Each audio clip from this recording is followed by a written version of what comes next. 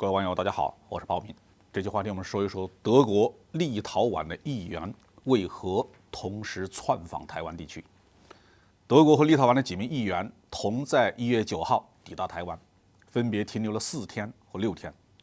这两个政客团体窜访台湾，与中欧关系改善的大局是相违背的。从这两伙人在台湾地区的实际活动来看呢，也没有什么更新鲜的话题。德国自民党代表团呢会晤了台独当局的官员，参观了人权博物馆，会见了一些反华分子的头目。所谓的人权博物馆是台湾戒严时期的伪警总军罚处和伪国防部军阀局曾经关押或审理过政治犯的地方。民进党的创始人里面呢，有不少的人曾经在这个地方面壁思过啊。这完全是台湾当局自己搞出来的花样，是台湾党派斗争的产物。德国自民党代表团去参观这么个地方，无非是想表达自己如何重视人权。只是台湾的这个人权问题啊，是他们自己的两党互相争斗弄出来的，现在又被台独利用来臭政治对手。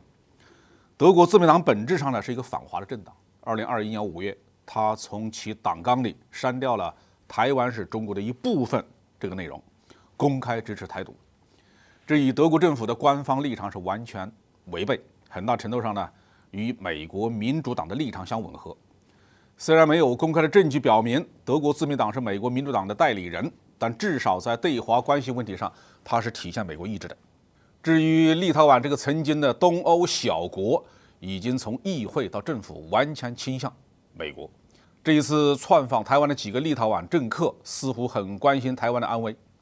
与台湾军事智库进行了对话，了解最新的两岸的局势。立陶宛的政客们还表示，他们与台湾当局讨论了双方目前面临的混合安全问题，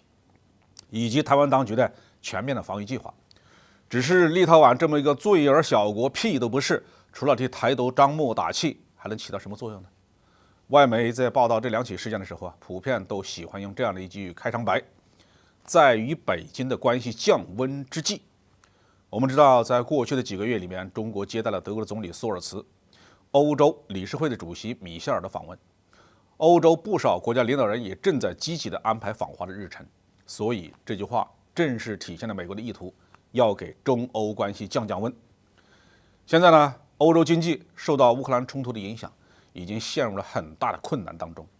这不是欧洲想要的战争哦，更不是欧洲想要的制裁和对立。但是在美国的淫威之下，欧洲国家没什么反抗能力，别无出路，只能跟风。那么到世界的东方去，推动中欧关系的发展，寻找新的契机，弥补欧俄割裂所造成的损失，这对欧洲国家来说呢是合理的选择，而且也符合中国的利益。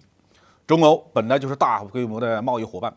中国同样因为美国发动的贸易制裁受到了损失，双方如果能够优势互补，那么就可以比较容易的度过目前的难关。但是呢，这不是美国愿意看到的情形。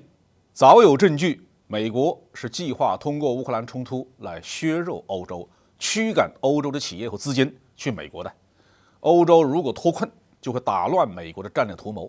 另外，中欧接近将破坏美国孤立中国，把中国从国际供应链体系中踢出的企图。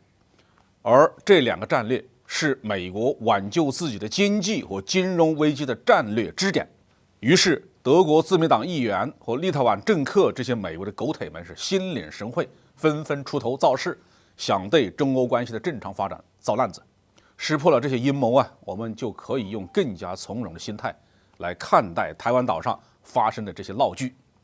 几名政客窜访，要是能够为美国谋利益，能够给台独壮胆，尽管去做好了。只是台海风高浪急，两岸导弹密布，万一有人不小心走了火，把自己的小命丢在海外，那可怨不得别人呢。